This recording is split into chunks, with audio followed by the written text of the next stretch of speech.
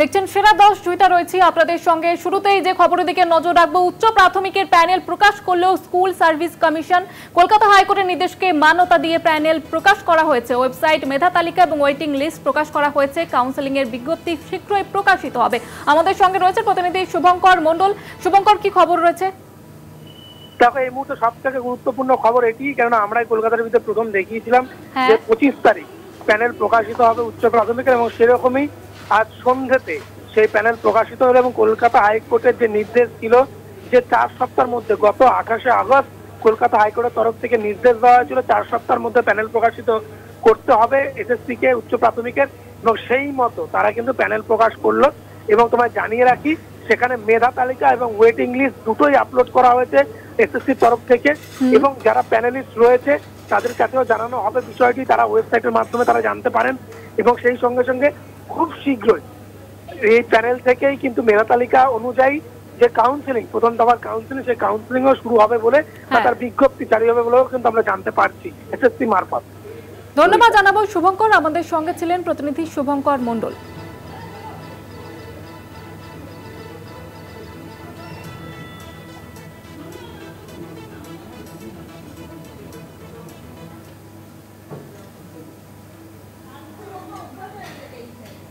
পয়লা October supreme কোর্টে আরজি কর শুনানি। এর আগে তদন্তের জাল গুটিয়ে আনতে চাইছে সিবিআই। পরপর 4 দিন সিজিও কমপ্লেক্সে হাজিরা ময়না তদন্তকারী চিকিৎসক অপূর্ব বিশ্বাসের। হাজিরা আরজি করের মর্গের কর্মীরও। তদন্ত কতদূর, কবে মিলবে বিচার, উঠছে প্রশ্ন। নির্যাতিতার বিচারের দাবিতে রাস্তায় মানুষ, সোচ্চার পড়ুয়া চিকিৎসকেরা। 5 দফা দাবিতে 40 দিনেরও বেশি সময় ধরে লাগাতার কর্মবিরতির পর শনিবার 21শে সেপ্টেম্বর আংশিক কাজে ফেরেন চিকিৎসকেরা। মেডিকেল কলেজ হাসপাতালে নিরাপত্তা নিশ্চিত করতে, ভয়ের পরিবেশ নির্মূল করতে সরকারকে 7 দিন সময়সীমা বেঁধে দেন আন্দোলনকারীরা।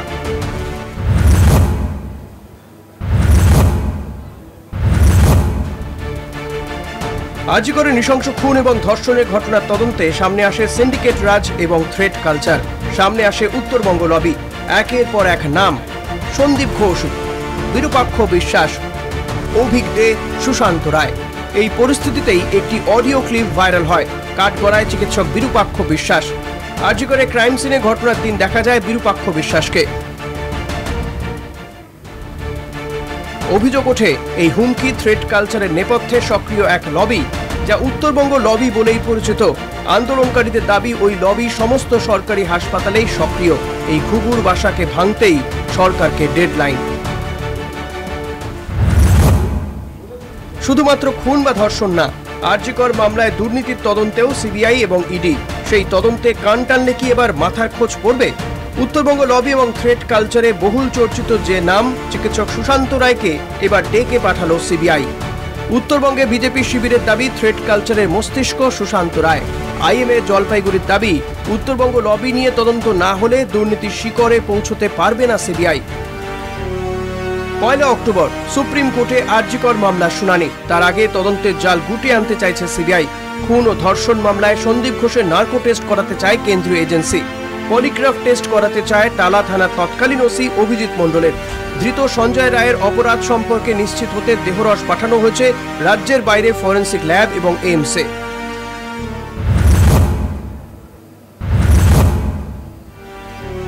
নির্যাতিতার ময়নাতদন্তকারী চিকিৎসক অপূর্ব বিশ্বাসের এই বিস্ফোরক দাবির পরেই সামনে আসে এক কাকার কীর্তি।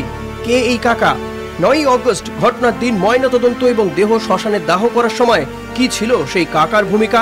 খতিয়ে দেখতে লাগাতার 4 দিন অপূর্ব বিশ্বাসকে ডেকে পাঠায় সিবিআই। তলব করা হয় আরজি কর মর্গের কর্মীকে।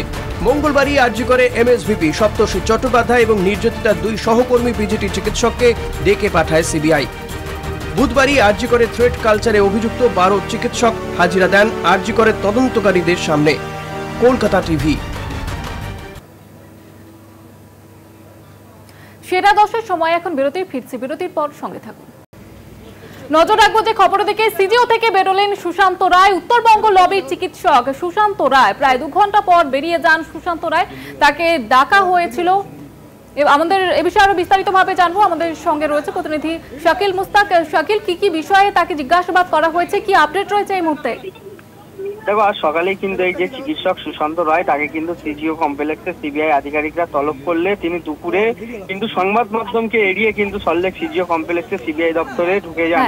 এরপরই তাকে দীর্ঘক্ষণ জিজ্ঞাসাবাদ করা হয় এবং তার পাশাপাশি যে সন্ধ্যা 6টা নাগাদ তিনি কিন্তু সংবাদ মাধ্যমকে এড়িয়ে বেরিয়ে যেতে চায়, কিন্তু তারপরেই কিন্তু জানা যায় যে সুশান্ত রায় ইতিমধ্যে বেরিয়ে যাচ্ছে। মূলত তার বিশেষ যে জিজ্ঞাসাবাদ করা হয়েছে মূলত হচ্ছে সেই সুশান্ত রায় চিকিৎসক সন্দীপ ঘনিষ্ঠ বলেই জানা যাচ্ছে। উত্তরবঙ্গ যে লবি, সেই লবির কিন্তু থ্রেড কালচারের যে তার কিন্তু নাম জড়ায়। এর পাশাপাশি যে সেমিনার হলের যে একাধিক ব্যক্তির কিন্তু ভিডিও যে ভাইরাল হয়েছিল, একাধিক ব্যক্তির কিন্তু দেখা গেছিল সেই ভিডিওর সেই সময় তিনি সেখানে কি উপস্থিত ছিলেন, সেই সব সংক্রান্ত বিষয় কিন্তু এই সুশান্ত রায়ের কাছ থেকে জানতে চাওয়া হয় সিবিআই সূত্রে, এমনটাই কিন্তু জানা যাচ্ছে। ধন্যবাদ জানাবো শাকিল। আমাদের সঙ্গে ছিলেন প্রতিনিধি শাকিল মুস্তাক।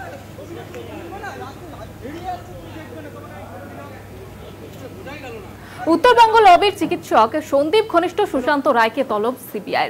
সিজিও থেকে প্রায় 2 ঘন্টা পর বেরিয়ে যান সুশান্ত রায়। পাশাপাশি জলপাইগুড়ি আইএমএ শাখার সম্পাদক সুশান্ত রায় চক্রান্তে আইএমএ ভবনের গেটে তালা খুলতে দেওয়া হয়নি, এমনটাই অভিযোগ উঠে আসছে। বৃষ্টিতে বাইরে দাঁড়িয়ে বৈঠক আইএমএ সদস্যদের। আরজিকর কাণ্ডে সন্দীপ ঘনিষ্ঠ সুশান্তকে তলব, চিকিৎসক সুশান্ত রায়কে তলব সিবিআইয়ের। আরজিকর কাণ্ডে উত্তরবঙ্গ লবির প্রভাব প্রকাশ্যে আসে। সন্দীপ ঘনিষ্ঠ বলে পরিচিত চিকিৎসক সুশান্ত রায়কে সেই লবির মাথা বলে দাবি একাংশের। সন্দীপের বারবারন্তে তার হাত রয়েছে বলে অভিযোগ। সুশান্তের বিরুদ্ধে আর্থিক অনিয়ম ও ট্রেড কালচারের অভিযোগ বারবার উঠে এসেছে। সিন্ডিকেটের বিরূপাক্ষের মেন্টর বলে অভিযোগ ওঠার পর আইএমএর শিলিগুড়ি সংগঠনের সম্পাদক পদ থেকে বরখাস্ত করা হয় তাকে। এবার সেই প্রমাণ লোপাট এবং ষড়যন্ত্রের অভিযোগের ভিত্তিতে সিবিআইয়ের তলব। সল্টলেকের সিজিও কমপ্লেক্সে তাকে ডেকে পাঠানো হয়েছে বলে খবর। শিলিগুড়ি আইএমএ শাখার গেট তালাবন্ধ, কাঠগড়ায় চিকিৎসক সুশান্ত রায়। বৃষ্টিতে বাইরে দাঁড়িয়ে বৈঠক আইএমএর সদস্যদের। অভিযোগ, জলপাইগুড়ি শাখার সম্পাদক সুশান্ত রায়ের চক্রান্তে আইএমএ ভবনের গেটের তালা খুলতে দেওয়া হয়নি। মঙ্গলবার রাতে আইএমএ ভবনের সদস্যরা বৈঠকে বসবেন বলে জানানো হয়েছিল সভাপতি নিতাই মুখোপাধ্যায়কে। গত রবিবার স্টেট কাউন্সিলের বৈঠকে জলপাইগুড়ি ব্রাঞ্চ কমিটি ভেঙে দেওয়ার জন্য প্রক্রিয়া শুরু করতে বলেছিলেন। পাশাপাশি কেন্দ্রীয় কমিটিকে সেই সুপারিশও স্টেট কাউন্সিল করেছে।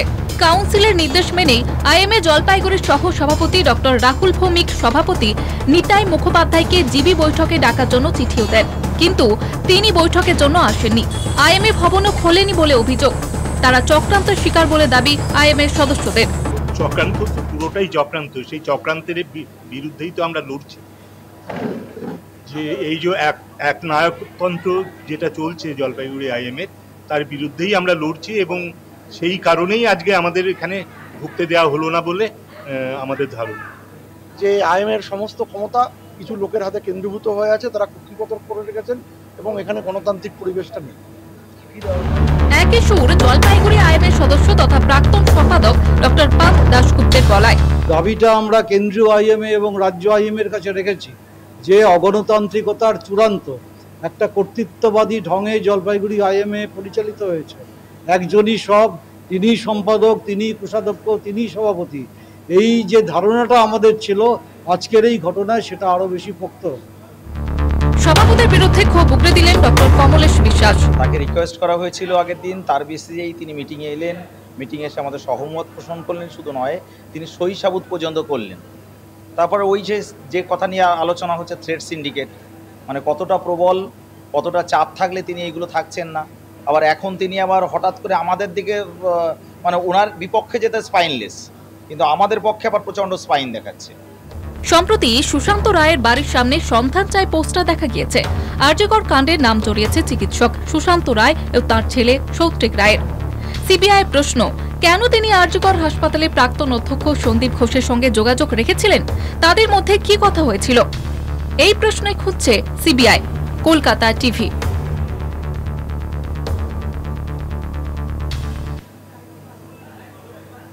সময় এখন আরো একটি বিরতির, ফিরছি বিরতির পর, সঙ্গে থাকুন। নজর রাখবো যে খবর দিকে, স্ত্রীকে গুলি করে খুনের অভিযোগ, আগ্নেয়াস্ত্র সহ স্বামীকে আটক করে পুলিশ। হুগলির কন্যাগড়ের কানাইপুর এলাকায় এই ঘটনাটি ঘটেছে। ঘটনায় চাঞ্চল্য ছড়া এলাকায়। বন্ধু কোথা থেকে পেল, তদন্তে নেমেছে পুলিশ। কেন এই ঘটনা খতিয়ে দেখা হচ্ছে। আমাদের সঙ্গে রয়েছে প্রতিনিধি তাপস। তাপস, কি খবর রয়েছে, কি ঘটনা ঘটেছে ঠিক?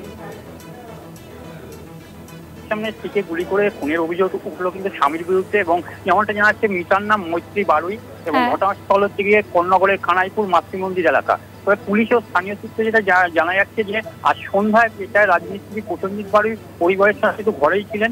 হঠাৎ কিন্তু গুলি চলার শব্দ হয় এবং পাশের ঘরে থাকা প্রসেনজিতের বাবা ছেলের ঘরে গিয়ে দেখেন যে বৌমার গলার কাছ থেকে রক্ত গড়িয়ে পড়ছে এবং রক্তাক্ত অবস্থায় মাটিতে লুকিয়ে পড়েছে।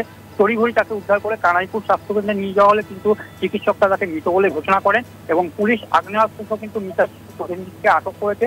এবং পুলিশ সূত্রে যেটা জানা যাচ্ছে, এই যে আগ্নেয়াস্ত্র সেটা কিন্তু অত্যাধুনিক আগ্নেয়াস্ত্র ছিল, এবং অভিযুক্ত প্রসেনজিৎ পুলিশের কাছে যা দাবি করেছে যে পুকুর থেকে কুড়িয়ে সেই অস্ত্র পেয়েছে। তবে চন্দননগর পুলিশ কিন্তু ঘটনার তদন্ত শুরু করেছে এবং অভিযুক্ত যেসব দাবি করছে সেইগুলো কিন্তু খতিয়ে দেখা হবে বলে পুলিশ সূত্রে জানতে পারছি। ধন্যবাদ জানাবো তাপস। আমাদের সঙ্গে ছিলেন প্রতিনিধি তাপস চক্রবর্তী। সন্তানের সামনে স্ত্রীকে গুলি করে খুনের ঘটনার তদন্ত শুরু করেছে পুলিশ।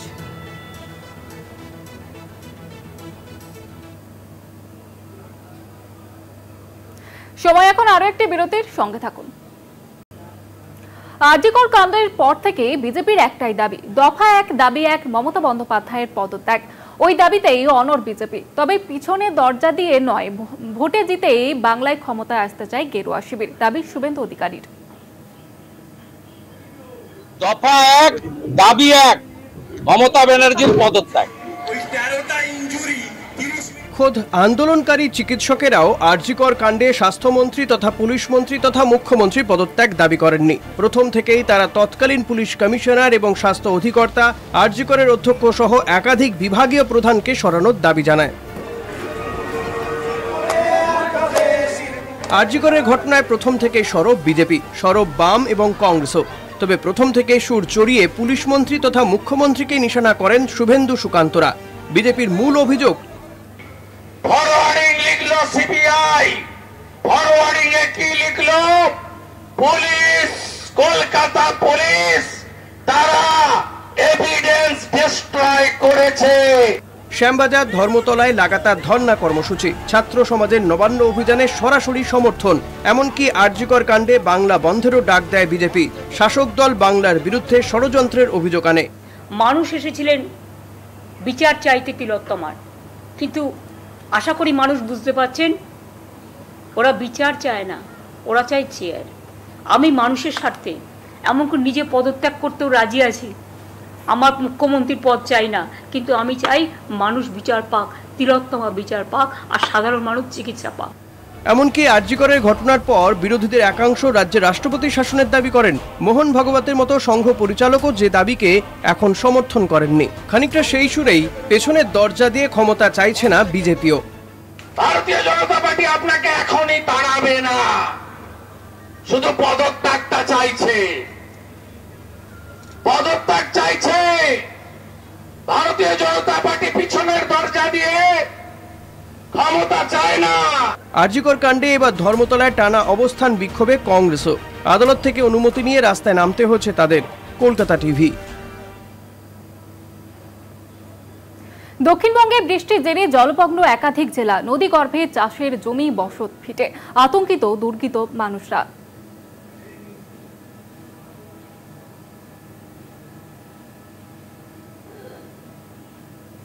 চিল্কিগড়ের ডুলুং নদীর ওপর থাকা কজওয়ের ওপর দিয়ে বইছে জল। যোগাযোগ বিচ্ছিন্ন প্রায় 20টি গ্রামের মধ্যে। বিপর্যস্ত জনজীবন, অবিরাম বৃষ্টিতে উদ্বিগ্ন নদী তীরবর্তী গ্রামের বাসিন্দারা। ঝাড়খণ্ডের গালুডির জল ছাড়লে ঝাড়গ্রামের নয়াগ্রাম, গোপীবল্লভপুর, সাঁকরাইল সহ বিভিন্ন নদী উপকূলবর্তী গ্রামগুলি জলমগ্ন হয়ে পড়তে পারে। চিন্তায় মাথায় হাত ঝাড়গ্রাম জেলাবাসীর। পরিস্থিতি মোকাবিলায় তৎপর ঝাড়গ্রাম জেলা প্রশাসন।